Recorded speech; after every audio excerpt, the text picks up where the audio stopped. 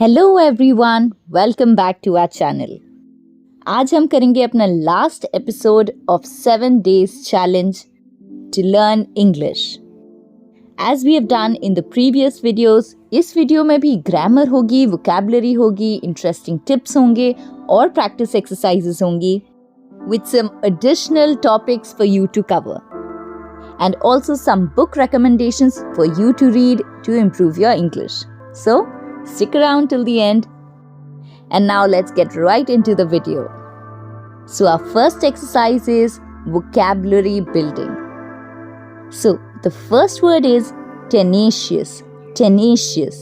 And it's an adjective meaning holding fast, persistent, determined, not easily giving up. यानी कि कोई ऐसा इंसान जो कि आसानी से गिव अप नहीं करता, अपनी ड्रीम्स को छोड़ नहीं देता, उसे आप कहेंगे tenacious.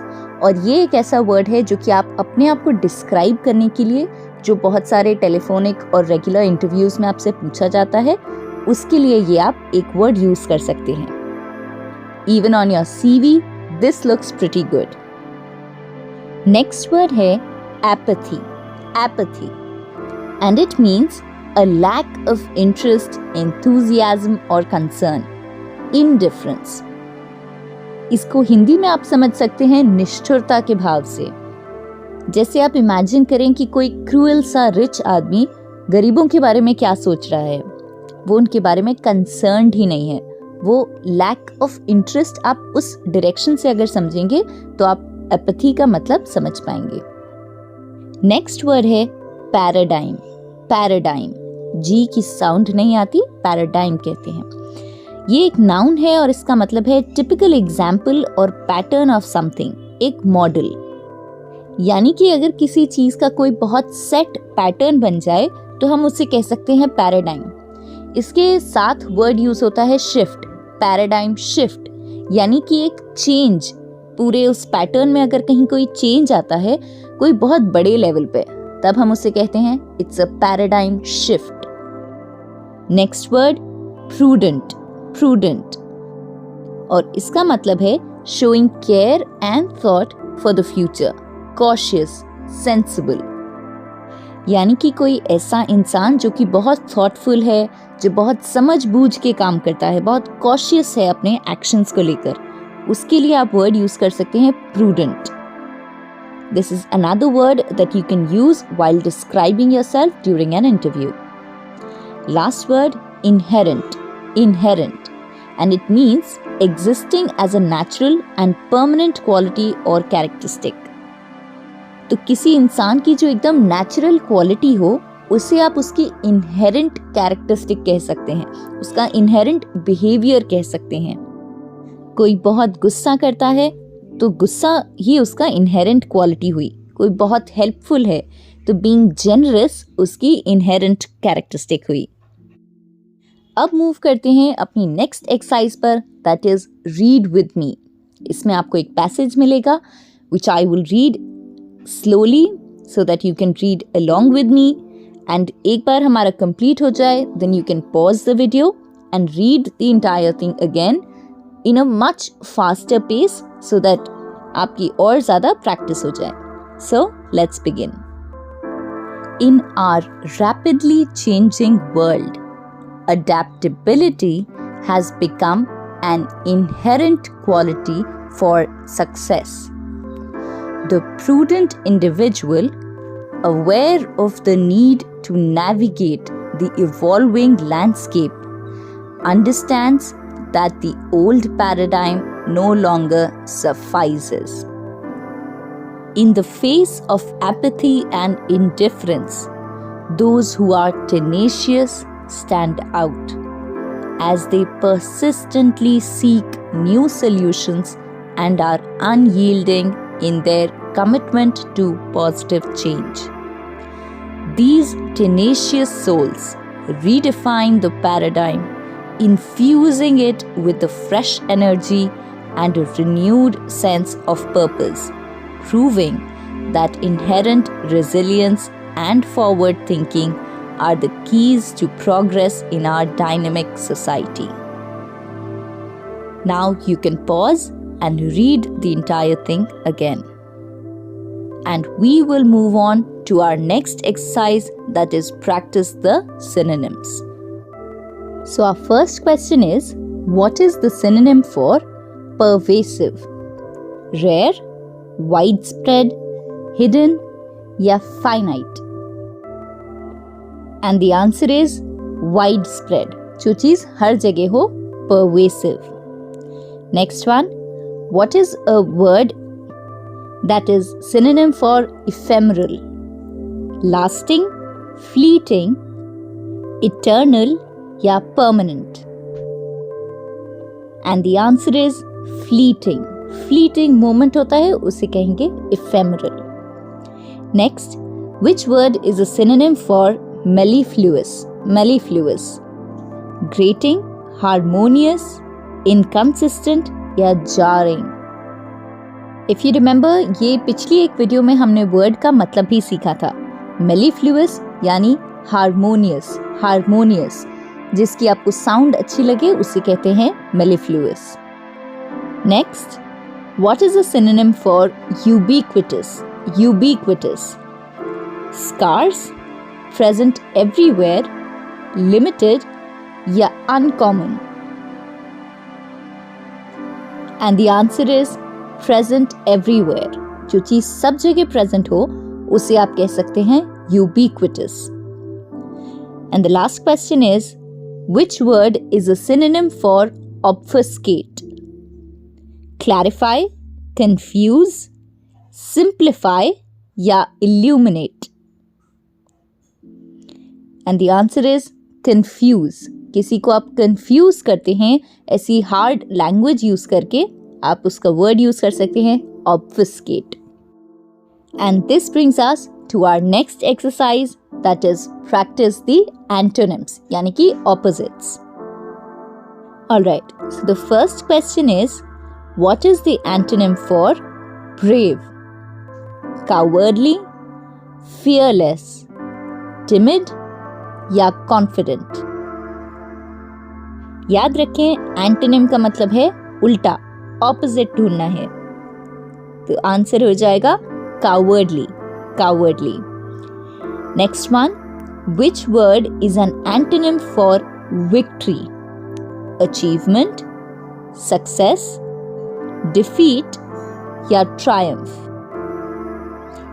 And the answer is defeat. बाकी सब जीत के ही synonyms हैं. Next question, what is the antonym for fast? Quick, speedy, slow या swift? And the answer is slow. Next question, which word is an antonym for generous? Stingy, greedy, selfish या kind? And the answer is stingy. Stingy मतलब कंजूस इंसान. Greedy नहीं होगा, greedy का antonym होता है benevolent. Next question, what is the antonym for calm? Peaceful, serene, chaotic या tranquil? And the answer is chaotic. और अब हम आते हैं अपनी नेक्स्ट एक्सरसाइज पर, that is practice the tenses. And the first question is, which sentence is in the past perfect tense? आपको इन 4 सेंटेंसेस में से चूज करना है कौन सा पास्ट परफेक्ट टेंस का है. बाय नाउ अब तक आपने आंसर ढूंढ लिया होगा. तो पहला जो स्टेटमेंट है that is in the present continuous tense. Next, will travel future tense. had finished, ये है हमारा past perfect. और लास्ट वाला again I am going present continuous. इसी तरह से मूव करते हैं अपने नेक्स्ट क्वेश्चन पर. Choose the sentence in the future continuous tense. आपको देखना है फ्यूचर कंटिन्यूअस कौन से सेंटेंस में शो हो रहा है. पहला statement have arrived, present perfect.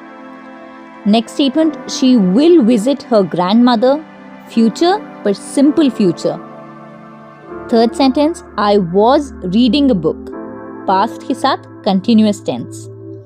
और last statement, he will be playing soccer tomorrow, that is future और continuous tense. Next one, identify the sentence in the present perfect continuous tense. तो हमें ऐसा सेंटेंस देखना है जो कि परफेक्ट हो, यानी कि हैज या हैड आई सेंटेंस में।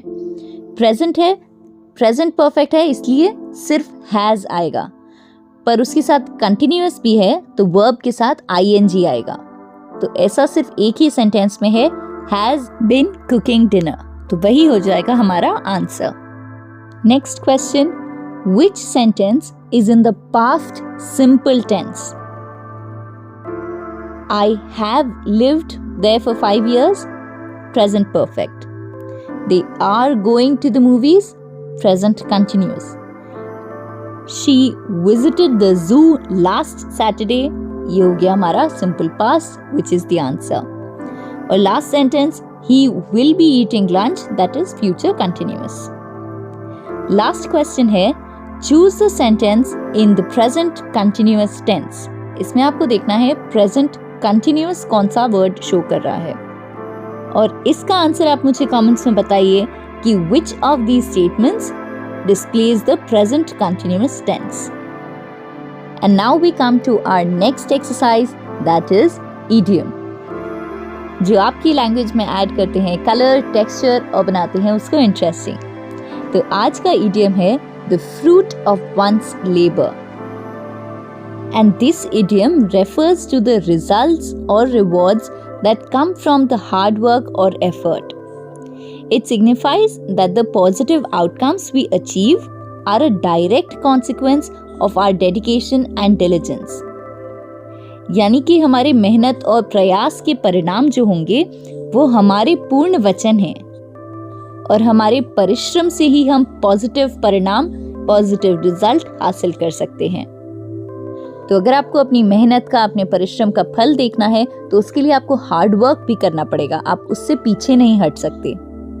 After all what you reap is what you sow, जैसा आप बोएंगे वैसा ही आप पाते हैं। And this brings us to our last exercise, that is the thought for the day, and it is hard work beats talent when talent doesn't work hard. Read that again to understand more. इसका मतलब है मेहनत हौसला और काबिलियत को प्राप्त करने के लिए आगे बढ़ती रहती है, जब काबिलियत मेहनत नहीं करती। तो अगर आप में टैलेंट है पर आप मेहनत नहीं करते तो आप पीछे छूट जाएंगे, और आपको पीछे कौन छोड़ेगा? वो इंसान जो टैलेंट ना होते हुए भी मेहनत करता है, परिश्रम करता है। तो make sure you work hard and work smart and keep learning. And as promised, here are 5 books that I would recommend that you read for you to improve your English. All of these are classics और इनकी complexity अलग-अलग level की है, so you can pick and choose जिस level पे आपको सही लगता है, you can choose one of the books and start reading. Reading novels is a great way to improve your vocabulary and immerse yourself in the language. So make sure to pick one up and start reading. And comment down below to tell me आपको कौन सी books पसंद हैं. And I'll see you in a brand new video very soon.